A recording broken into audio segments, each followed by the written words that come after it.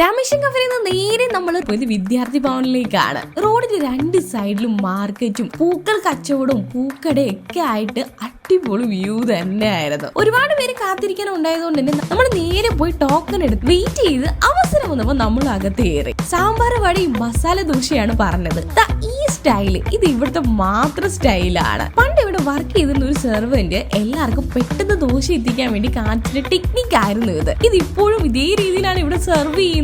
ഇവിടെ ഫുഡ് കഴിക്കാൻ വരുന്നവർക്ക് ഈ കാഴ്ച കുറിച്ച് അത്ഭുതകരമായിട്ടുള്ള കാഴ്ച കൂടിയാണ്. ആ സമയം കൊണ്ട് തന്നെ നമ്മുടെ ദോശയും സാമ്പാർ വടയും എത്തി. കേരള സ്റ്റൈല് പോലെയല്ല, എല്ലാത്തിനും ചെറിയൊരു മധുരപ്പുണ്ട്, ഒരുപാട് നീല ടേസ്റ്റ് കിട്ടാനുണ്ട്. ക്രിസ്മസോട് കൂടി വരുന്ന ദോശയുടെ കൂടെ ഒരു പാത്രം നിറയെ ചമ്മന്തിയാണ് ഇവർ കൊണ്ട് ഒഴിക്കുന്നത്. അത് എത്ര ചോദിച്ചാലും തരും. ആദ്യ കാലഘട്ടങ്ങളിൽ കോളേജ് സ്റ്റുഡൻസ് ആണ് ഇവിടെ ഏറെക്കുറെ കഴിക്കാൻ വന്നിരുന്നത്. അതുകൊണ്ടാണ് വിദ്യാർത്ഥി ഭവൻ എന്ന പേര് കിട്ടിയതെന്നും പറയപ്പെടുന്നുണ്ട്. ബാക്കി വിശേഷങ്ങൾ നെക്സ്റ്റ് വീഡിയോയിൽ പറയാം.